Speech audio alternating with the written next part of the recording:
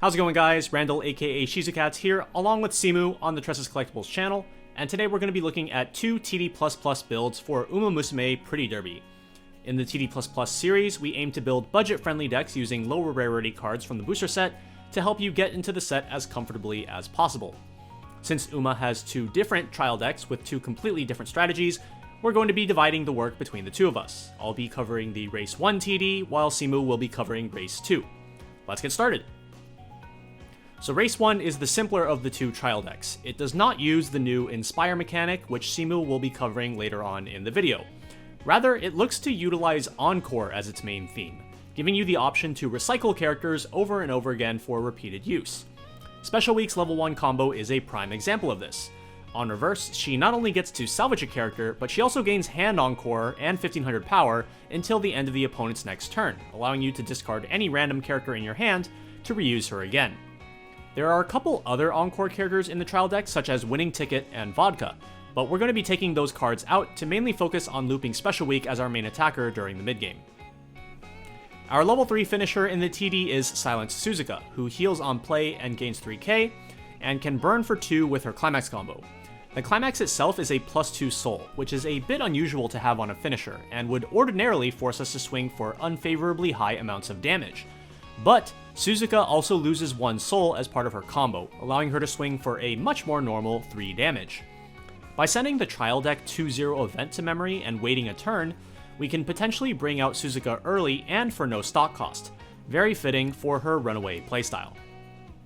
The changes we're making to the Race 1 TD are going to focus on cards that allow us to dig through the deck and find specific pieces. The cards that come in the trial deck don't really do a good job of helping us find more climaxes to repeatedly use our Special Week combo, nor find the 2-0 event for Suzuka. In the level 0 line, we're going to be adding 4 Wonder Acute as a plussing level 0 option alongside Gold Ship and Tokai Teo. When she's sent from stage to waiting room, you can pay 1 clock 1 to top check up to 4 and add a level 1 or higher card. This will help us find Special Week combos for our level 1 game, but additionally can grab the 2-0 event, since it grabs a level 1 or higher card and not just characters. We're also going to be taking out the Tachyon Brainstorms for 2 Air Shakur and 2 Fine Motion. Air Shakur's Salvage Brainstorm will be a nice consistency booster for finding specific characters, but Fine Motion in particular will be the go-to when looking for climaxes and events through her Top Check 3 effect. I wonder if Shakur and Fine Mo were both designed as brainstorms on purpose. They are BFFs after all. 2 Asen Machan Climax swaps will help us swap to the correct climax when we have the wrong one, allowing us to more easily loop Special Week combo throughout the mid-game. Finally, to round out our level 0 upgrades, we have 1 Smart Falcon Drop Searcher, who can also draw 1, discard 1 on play for even more handfix. At level 1, we're adding 2 Mr. CB as a backup level 1 attacker. When the opponent front attacks her and you cancel that attack, she can bounce back to your hand. From there, you can either hold her in your hand to play her again next turn, or you can discard her for Special Week's Encore to keep her around instead. At level 2, we have Agnes Digital and Meisho Doto. Both of these two have on-play dig effects, again, to help find climaxes and events, but their other abilities differ in usage. Doto is an anti-overlevel clock bomb, useful against decks that put their powerful level 3s on the board early at level 2, like how we can with Suzuka. Digiton, on the other hand, can give 2 other characters a 1500 buff and Hand Encore until the end of the opponent's next turn. If you're using this before bringing out Silent Suzuka level 3, then you can give the buff to Special Week to make getting reverses easier, even though the Hand Encore part of the buff is a bit redundant. However, if you do have Suzuka established, prioritize giving her the power buff and Hand Encore so that you can ensure she stays around for future turns, and use the on-play effect, draw 2, ditch 2, to try to find additional copies of the +2 Soul Climax. Also, I've added a single copy of the Tosin Jordan backup to use as more anti-overlevel tech, similar to Meisho Doto. At level 3, we've added 2 Marazensky and 2 Tokai Teo to use as supplementary finisher pieces with Silent Suzuka. Marazensky has an on-cancel burn effect, which works great with Silent Suzuka's +2 Soul Climax. Either they're eating Marazensky's attack for 4, or she gets to use her effect. Either works for us. Tokai Teo has a stock swap ability, which can be used to great effect if your opponent has a small deck filled with a lot of climaxes. She also has an on-attack burn 1 ability if you happen to have the other copy of Tokai Teo in hand to discard.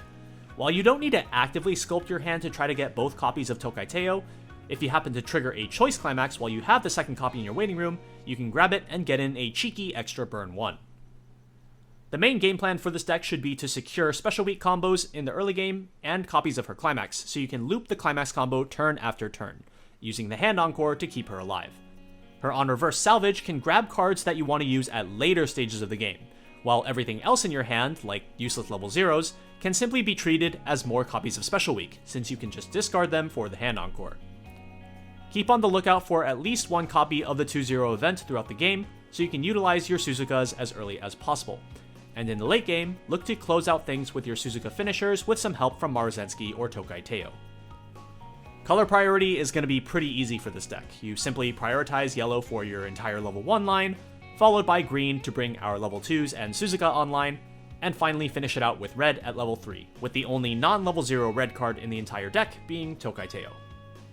And with that, my portion of the video is done, so now I'm going to hand it over to Simu for the Race 2 Trial Deck Plus+. Hey guys, Simu here, and I'll be going over the Race 2 Trial Deck featuring the Satono Diamond and Narita Top Road combos.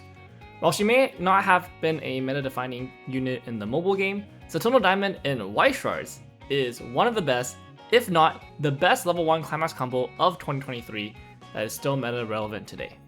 Every part of this card contributes to how good it is. First, the climax is not the usual continuous plus 1000 power and plus 1 soul to your characters. Instead, you can send a level 1 or lower character from the wager room to the stock, and then all characters on your field get plus 1 soul. This trades the power for an extra stock, which helps the deck generate more resources per climax combo turn.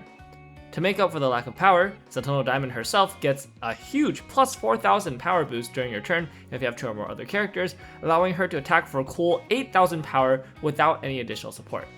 You get this power line even without a climax, by the way, so she's just a fantastic attacker at level 1.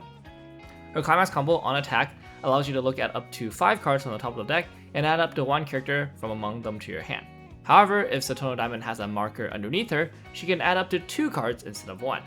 Being able to go through 5 cards is already fantastic, but the additional bonus add 1 with the marker is what makes Satono Diamond truly amazing.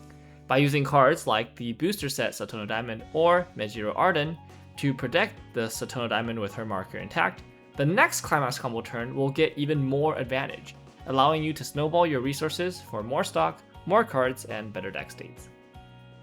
This is probably a good time to talk about how to get the marker underneath Satono Diamond in the first place. Umamusume introduces a brand new mechanic to Weiss Schwarz called Inspire. Cards with Inspire have the ability to put themselves underneath other cards as markers when those cards get placed on the stage from the hand. This very flavorful mechanic, which is a nod to the mobile game mechanics, is essentially like discarding a card with some extra steps. First, you play the character with the Inspire keyword, and then you play the character that wants to get a marker for extra effects. During the next check timing, the Inspire ability will activate, and you can resolve it to put the character with Inspire underneath the other character as a marker. The benefit of Inspire is that if the character with Inspire has any effects when played from the hand, you get to use those effects first before turning the character into a marker. Characters on the field from previous turns with the Inspire keyword can also be a useful way to generate either extra advantage or bank cards for later. Both of the combos in this deck utilize the Inspire mechanic, so let's take a look at what Narita Top Road does. She heals on play, and her climax combo requires her to have a marker underneath her, as well as a full board of Umamusume characters. If you fulfill these conditions, her combo has no additional cost. She gets the ability when her damage is cancelled to deal 3 damage, and then if that damage is cancelled, she can deal 1 more damage. While this combo can be great at pushing damage through a bunch of climax cancels, it means that her damage ceiling is quite low, as you can't do more than 3 damage with her combo, and if the opponent simply doesn't cancel her attack, then nothing happens.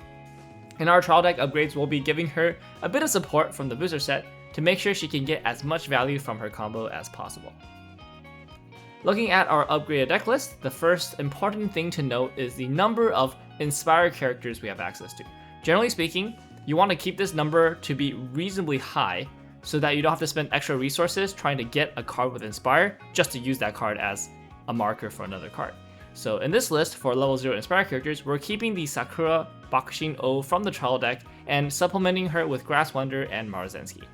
Bakushin O is 3500 power cross turn with 2 or more other Umamusume on field, which means she has a reasonable chance to survive a turn at level 0, and if you're already at level 1, then she can easily slide under a Satono Diamond for a marker. The trial deck only comes with 2 copies of this card, so if you can't get any more, then just feel free to run more copies of the other 2 or just add your own inspired characters that you have access to.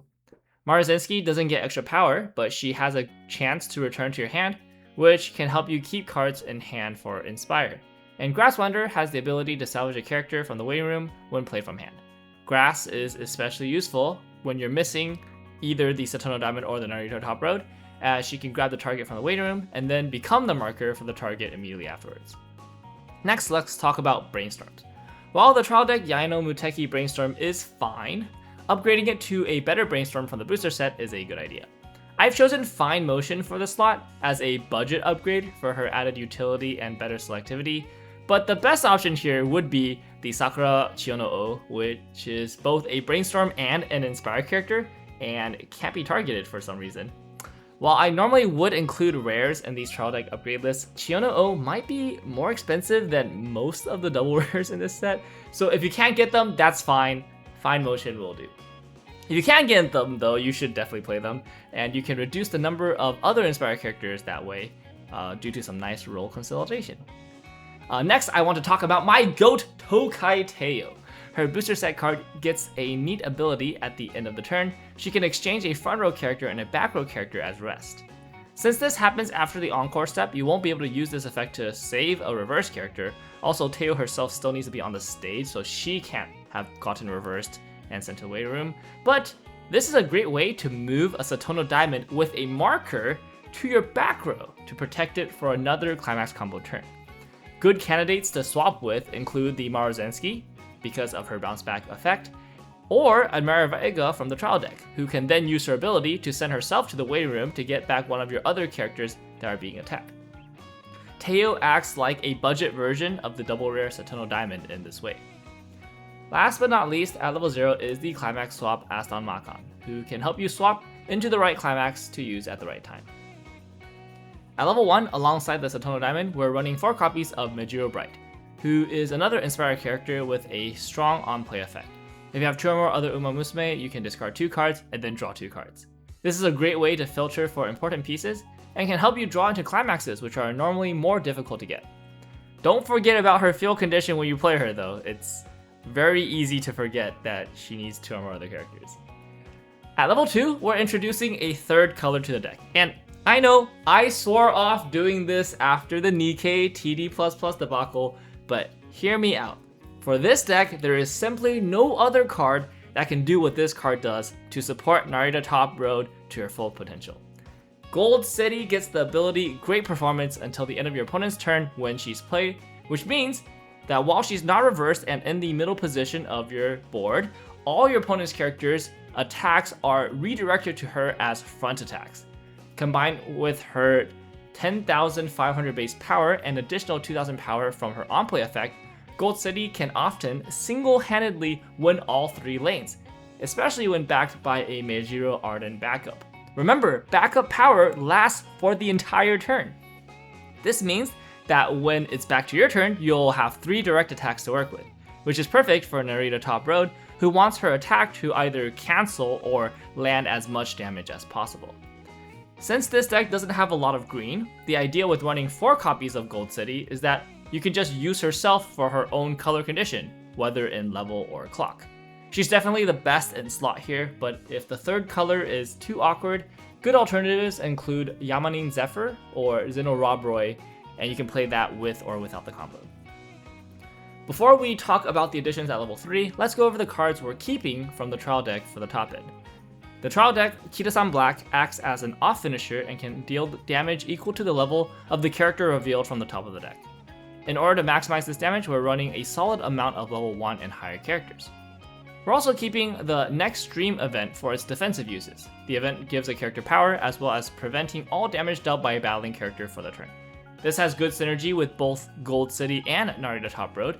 This deck will always have at least 3 stock after a Narita Top Road combo turn. Unfortunately, the event is a miss for Kitasan Black, but it's definitely still worth to keep it in. To round out the endgame, we're adding 2 copies of the booster set Teo. she can decompress your opponent by sending cards from their deck into their stock. And if you have a second copy of her in the hand, she can also pay 1 stock and discard that copy of herself for a burn 1 on attack. Let's talk about Mulligan, level priorities, and game plan. For the Mulligan, the priority keeps are the level 1 combo and associated climax, and level 0s, especially ones with Inspire. Try not to play too aggressively at level 0. It's better to keep a card like Teo to use at level 1 with a Satono Diamond with a marker. For level 1, try to assemble a board of 2 to 3 Satono Diamonds and use the climax combo to get cards for your future turns. Don't go out of your way to put a marker under every Satono Diamond. Her climax combo works just as well without a marker. At level 2, the priority is to field a Gold City with a backup in hand to win the board, to protect your Satono Diamonds and open up direct attacks for your Narita Top Roads.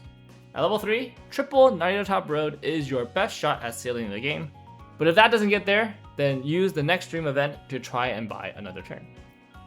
This deck is a 3-color deck, but the only red cards are played at level 3, so focus on getting blue first, and then green for Gold City at level 2, and then red can be last. That's it for this video. As usual, like and subscribe to help support this channel. We have a meta deck profile from Randall coming up, along with gameplay videos featuring 12 unique climax combos from this set, so be sure to stay tuned for that. This has been Simu and Randall on the Tressa's Collectibles channel, and we'll see you on the next one.